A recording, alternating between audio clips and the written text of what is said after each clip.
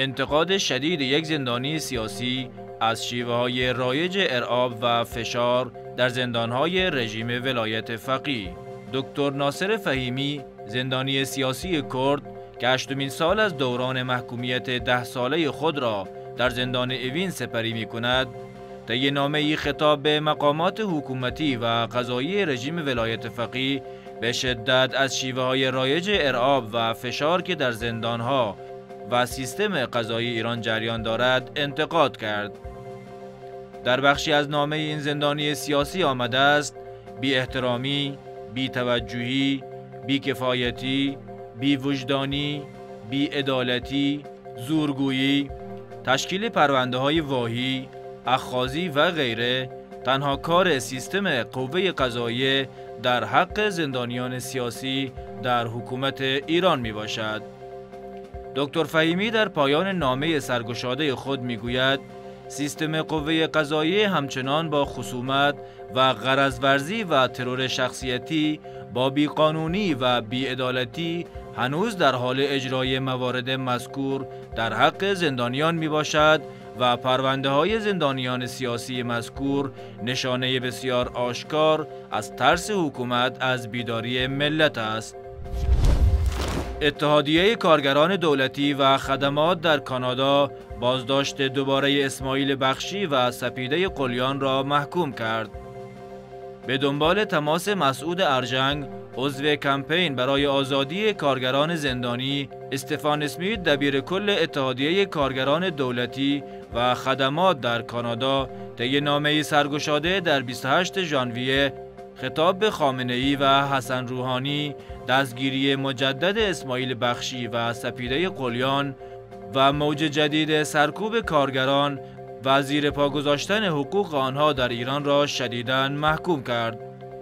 او در این نامه از سوی 77,000 عضو این اتحادیه خواستار آزادی فوری کارگران بازداشتی، پایان دادن به شکنجه کارگران برای اعترافگیری و پایان دادن به سرکوب حقوق پایه‌ای کارگران چون حق اعتصاب و حق ایجاد تشکل مستقلشان شده است.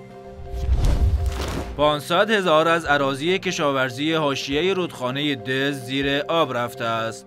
جواد کاظم نسب الباجی، نماینده اهواز در مجلس ایران، با اشاره به این که 500 هکتار از اراضی کشاورزی حاشیه رودخانه دز در چند روز اخیر زیر آب رفته است، گفت مزارع کشاورزان حاشیه رودخانه دز در معرض خطر سیلاب و آب گرفتگی هستند و اگر به آنها رسیدگی نشود قطعاً آب همه مزارع را در بر خواهد گرفت.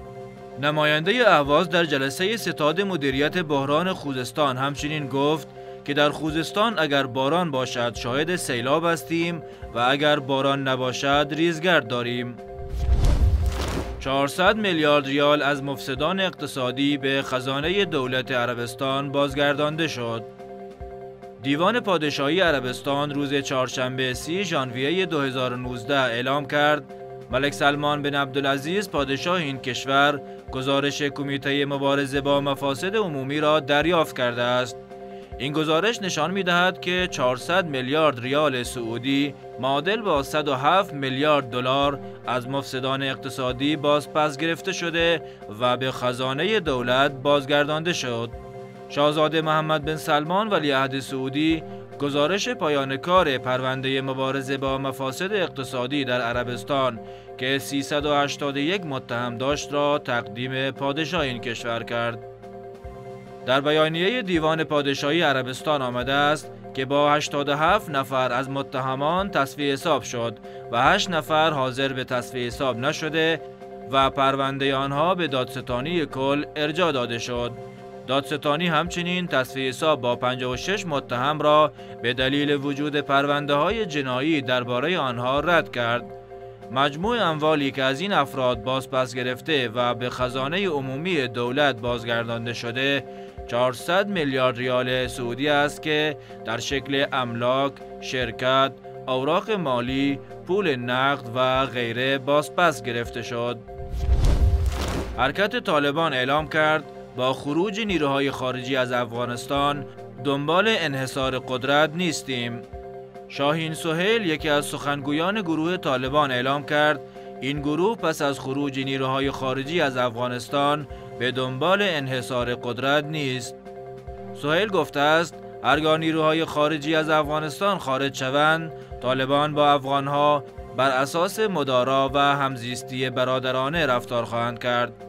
سخنگوی گروه طالبان تاکید کرده است که این گروه خواهان درگیری سال 1990 میلادی که جنگ داخلی افغانستان جریان داشت نیست و خروج نیروهای خارجی از این کشور مسئولیت مشترک همه افغانها می باشد.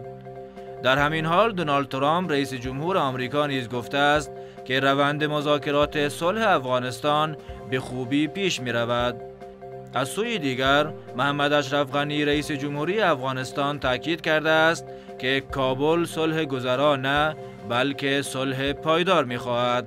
صلح با یک اقلیت در پشت دروازه‌های بسته به نتیجه نمی رسد.